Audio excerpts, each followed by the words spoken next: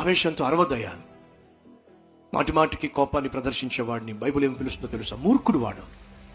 అయిందానికి కాందానికి కోపాన్ని ఆవేశాన్ని ప్రదర్శించేవాళ్ళు మూర్ఖులు, ఆత్మీయులు కాదు, జ్ఞానం కలిగిన వాళ్ళు కాదు, మూర్ఖులు. అటు మూర్ఖత్వం నీలో ఉన్నట్లయితే నీ చుట్టూ ఉన్న వాళ్ళని చూసి అసహించుకుంటారు, చీ అంటారు. నీలో ఆత్మీయుని ఆత్మీయురాల్ని వారు చూడలేరు. కోపము మానో, దేవుడు చెప్తున్నాడు. ఆగ్రహము విడిచిపెట్టో, బైబిల్ సెలవిస్తుంది. అత్యాశతో అప్పు చేయకండి. సహోదరుడా సహోదరి, తప్పని పరిస్థితిలో భార్యకు ఆరోగ్యం బాగోకో, భర్తకు ఆరోగ్యం బాగోకో, బిడ్డలకు ఆరోగ్యం బాగోకో, వాళ్ళ ఆరోగ్యాన్ని కాపాడుకోవడానికి నువ్వు తప్పని పరిస్థితుల్లో అప్పు చేయడం వేరు, అత్యవసరాన్ని బట్టి అప్పు చేయడం వేరు, అత్యాశని బట్టి మాత్రం కాదు. మళ్ళీ కొంతమంది అత్యాశ,